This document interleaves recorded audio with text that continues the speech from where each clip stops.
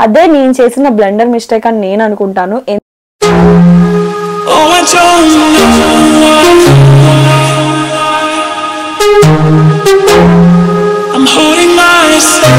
వచ్చేసి 17th question, life లో చేసిన బ్లండర్ మిస్టేక్. నేను లైఫ్ లో అన్ని మిస్టేక్స్ చేస్తూ ఉంటాను. మనం మిస్టేక్స్ చేస్తేనే లైఫ్ లో చాలా లెర్న్ చేయొచ్చు శ్రవణ్. సో మోస్ట్లీ మనకు తెలియకుండా చాలా చేస్తుంటాం. అండ్ బ్లెండర్ మిస్టేక్ ఏదైనా ఉందంటే, నేను డిగ్రీ చదివేటప్పుడు సో నాకు actually fashion designing or aviation అటు సైడ్ వెళ్ళాలని ఉంది. మా ఇంట్లో వాళ్ళకేమో బీకామ్ చదివించాలని ఉంది. సో నేను చాలా వరకు ట్రై చేశాను అటు సైడ్, నాకు నచ్చిన సైడ్ వెళ్ళాలని. బట్ అదేమో వచ్చేసి ఫీజెస్ ఎక్కువ అండ్ హైదరాబాదే వెళ్ళి చదవాలి, విజయవాడలో ఏం లేవు.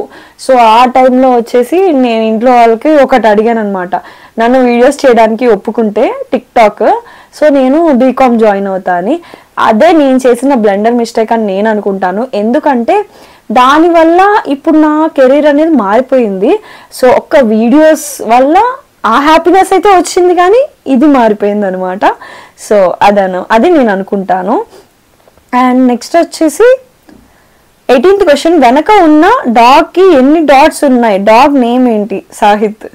డాగ్ నేమ్ అయితే ఇంకా పెట్టలేదు, బట్ నేనైతే క్యూటీపీ అని పిలుస్తాను. ఎందుకంటే నాకు చాలా ఇష్టపడి కొనుక్కున్నా హైదరాబాద్లో.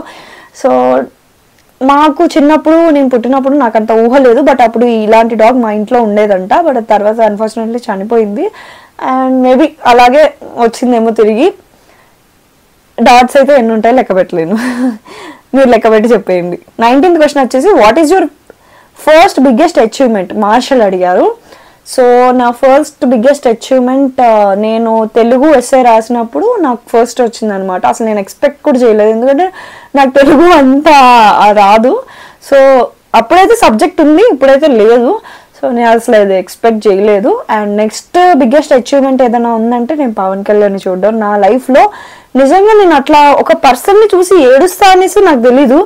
అంటే నేను ఆయన్ని చూస్తున్నంతసేపు అసలు నేను లైఫ్లో ఇన్ని చూడలేనేమో, ఇప్పుడు చూడగలిగాను అనే ఫీలింగ్ లోనే ఉండిపోయాను.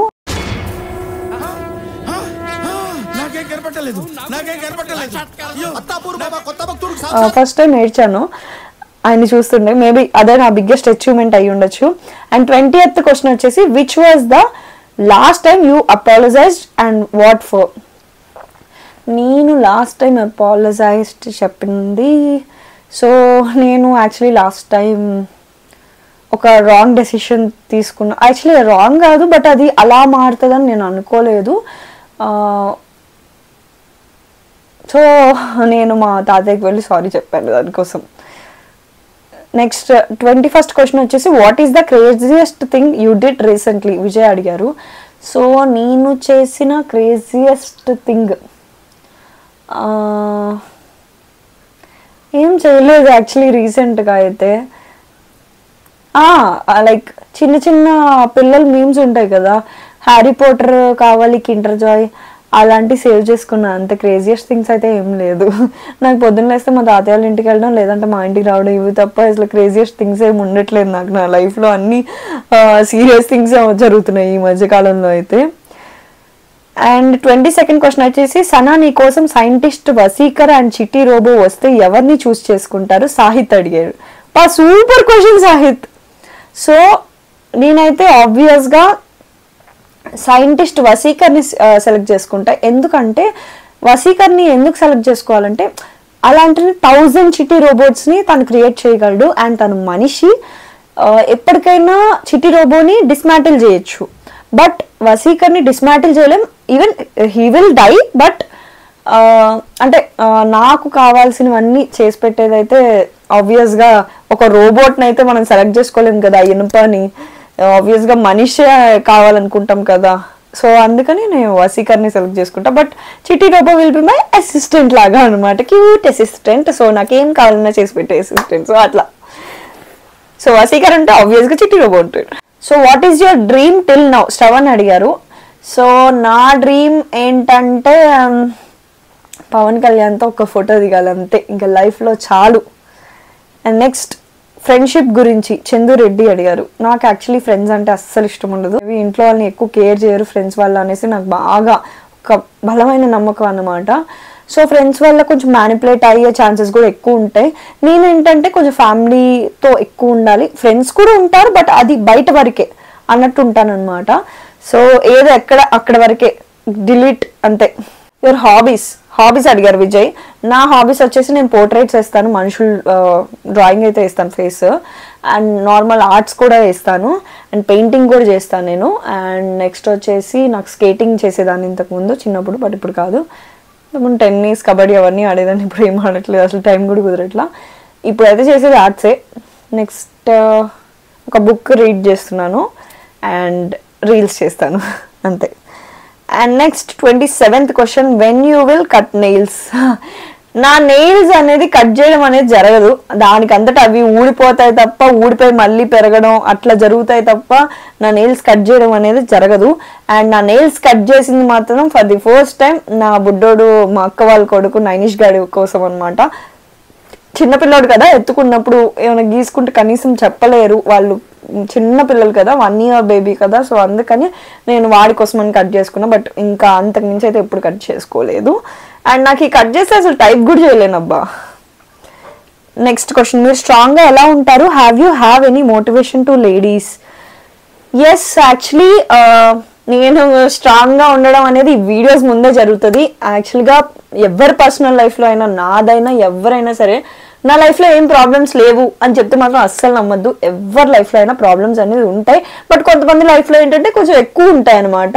సో అట్లా నాకు కూడా చాలా ఉన్నాయి, బట్ నేను వీడియోస్ ముందులో చూపిను. సో అంతే. స్ట్రాంగ్గా ఉండడం అంటే మోస్ట్లీ ఎక్కువ ఎవరి మీద డిపెండ్ అవ్వద్దు, ఫైనాన్షియల్గా ఫస్ట్ ఆఫ్ ఆల్ ఎవరి మీద డిపెండ్ అవ్వద్దు. That is the worst thing అనమాట. సో అట్లా అని చెప్పేసి ఎవరికైనా బానిసగా ఉండొద్దు అట్లా చెప్పట్లేదు నేను. మీకు పాసిబుల్ అయినంత వరకు ఫైనాన్షియల్గా ఎవరి మీద డిపెండ్ అవ్వద్దు. సో అది చాలా కాన్ఫిడెన్స్ అనేది ఇస్తుంది. దానివల్ల మీరు బయటికి వెళ్ళి వర్క్ చేయడం వల్ల మీరు చాలా నేర్చుకుంటారు. అండ్ స్ట్రాంగ్గా ఉండడం అంటే ఎవరి మీద ఎమోషనల్గా అయినా అవ్వని, ఫిజికల్గా ఎలా అయినా అవ్వని, అసలు ఎవరి మీద డిపెండ్ అవ్వద్దు. ఫస్ట్ ఆఫ్ ఆల్ మీరు అలోన్గా అయినా ఉండగలగాలి. సో నేను అలా ఉండలేను కాబట్టి మీకు మోటివేషన్ ఇస్తున్నా అంతే. నేను అలా ఉండలేను ఆబ్వియస్గా, నేను ఫ్రాంక్గా చెప్తున్నా.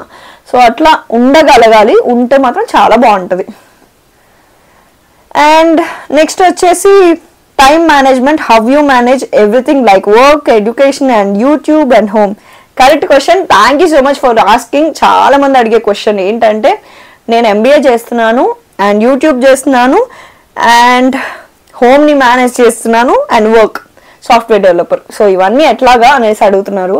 సో నేను సాఫ్ట్వేర్ డెవలపర్, అది మీరు అందరికీ తెలిసిందే. సో నాకు వర్క్ టైమింగ్స్ చాలా హెక్టిక్గా ఉంటాయి అనమాట, Monday to Friday. So even morning నేను 9-10 అలా లాగిన్ అవుతాను, 9 అయిపోయింది, ఒక్కొక్కసారి 2-1 కూడా అయిపోయింది. కానీ ఒక్కొక్కసారి డిగ్రేడ్ అంటే నేను మేనేజ్ చేసుకుంటాను, బట్ ఒక్కొక్కసారి సమ్ టైమ్స్ క్లయింట్ వర్క్స్ ఉన్నప్పుడు అప్పుడు తప్పదు. సో అది అలా అయిపోయింది. అండ్ ఒక్కొక్కసారి మోస్ట్లీ నాకు హైబ్రిడ్ కాబట్టి కొన్ని డేస్ అక్కడ ఉండాలి, నేను కొన్ని డేస్ ఇక్కడ ఉండాలి, హైదరాబాద్, విజయవాడ అలా నేను వెళ్తూనే ఉంటాను అనమాట. సో అట్లా అవుతుంది. అండ్ నెక్స్ట్ అడిగింది ఎడ్యుకేషన్. నేను MBA ఫైనల్ ఇయర్ చదువుతున్నాను, నా 4th సెమ్ కూడా మొన్న డిసెంబర్లో అయిపోయింది, మీకు అందరికీ తెలుసు, లైవ్ చూస్తున్నా అందరికీ. సో నేను రిజల్ట్స్ కోసం వెయిట్ చేస్తున్నాను 4th సెమ్వి. అండ్ సో యూట్యూబ్కి వచ్చేసరికి చాలా కష్టపడుతున్నాను, మీరు నమ్మినా నమ్మకపోయినా యాక్చువల్లీ. సో రీసెంట్గానే నాకు చాలా హెల్ప్ అయిన థింగ్ ఏంటంటే, ఈ యూట్యూబ్ లైవ్ నుంచి నాకు ఒకళ్ళు థంబ్నెయిల్స్ చేసి పెట్టడం, సో అట్లా నాకు హెల్ప్ అయిన విషయంలో అదొకటి అనమాట. వీడియో ఎడిటింగ్ అయితే నేనే చేసుకుంటున్నాను, దానికి నాకు ఎవరు హెల్ప్ లేరు. ఎవరైనా ఇంట్రెస్టెడ్ ఉంటే పింగ్ చేయండి, బట్ వీడియోస్ సెండ్ చేయడం అదంతా పెద్ద ప్రాసెస్ కాబట్టి ఇదంతా చేసే కానీ ఎందుకని నేనే చేసేసుకుంటాను వీడియో ఎడిటింగ్. అండ్ థంబ్నెయిల్స్ అయితే ఒకళ్ళు ఎడిట్ చేస్తున్నారు, నేను ఆల్రెడీ ట్యాగ్ చేస్తున్నాను కూడా ఇన్స్టాగ్రామ్ వాటిల్లో కూడా. సో అట్లా అయిపోతుంది.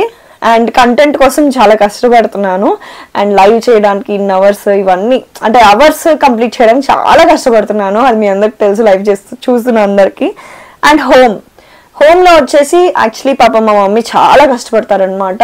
సో నన్నైతే మోస్ట్లీ వర్క్ చేయించరు, నేను ఖాళీ ఉన్నప్పుడు ఏదో ఒకటి చేస్తూ ఉంటాను, ట్రై చేస్తూ ఉంటాను అనమాట. సో అట్లా అయిపోతుంది. So last question, whom you most inspired person? So నాకైతే ఇన్స్పిరేషన్ ఎవ్వరు లేరు, నేను నా లైఫ్ నుంచే ప్రతిదీ నేర్చుకుంటున్నాను. మేబీ మా మమ్మీ వల్ల కొంచెం నేర్చుకొని ఉండొచ్చు. మోస్ట్లీ నాకు ఎవరు లేరు ఆబ్వియస్గా, అంతే. నాకైతే ఎవరు లేరు. అంటే నేను ఏదైనా మిస్టేక్స్ చేసుకుంటే దాని నుంచి లెర్న్ చేసుకుంటున్నా అంతే. నాకు ఎవరు ఇన్స్పిరేషన్ లేరు, ఎవరిని చూసి వాళ్ళలాగా అయిపోవాలని నేను నేర్చుకోవట్లేదు. And so that's it for today guys. So మీరు అడిగిన క్వశ్చన్స్కి నా ఆన్సర్స్ ఇవి. సో నచ్చితే సబ్స్క్రైబ్ చేసేసుకోండి. Bye bye, love you all. And ఇంకా ఏమైనా క్వశ్చన్స్ ఉంటే కమెంట్ సెక్షన్లో పెట్టేయండి. Bye bye. సో నా వీడియో కనుక మీకు నచ్చినట్టయితే లైక్, షేర్, సబ్స్క్రైబ్ చేయడం మర్చిపోవద్దు. So don't forget to subscribe.